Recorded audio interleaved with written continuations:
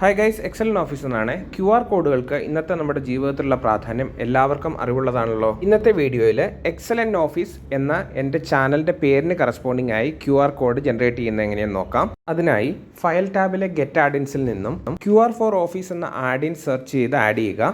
തുടർന്ന് അപ്പിയർ ചെയ്യുന്ന QR four ഓഫീസിൻ്റെ ആഡിൻ ഓപ്ഷൻസിൽ നിന്നും ചാനൽ നെയിമിന് കറസ്പോണ്ടിങ് ആയിട്ടുള്ള QR കോഡ് വേണ്ടതുകൊണ്ട് ഫസ്റ്റ് ഓപ്ഷനിൽ വീഡിയോയിൽ കാണും പോലെ കസ്റ്റം സെലക്ട് ചെയ്ത് രണ്ടാമത്തെ കോളത്തിൽ എക്സൽ ഇൻ ഓഫീസ് എന്ന പേര് കോപ്പി ചെയ്ത് പേസ്റ്റ് ചെയ്യുക.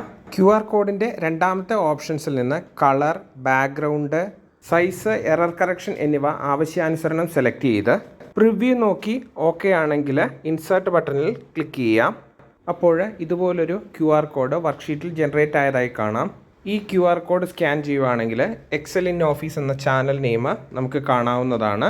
അപ്പോൾ ഇതുപോലുള്ള ടിപ്സിനും ട്രിക്സിനുമായി എക്സൽ ഇൻ ഓഫീസ് എന്ന ചാനൽ സബ്സ്ക്രൈബ് ചെയ്യുക.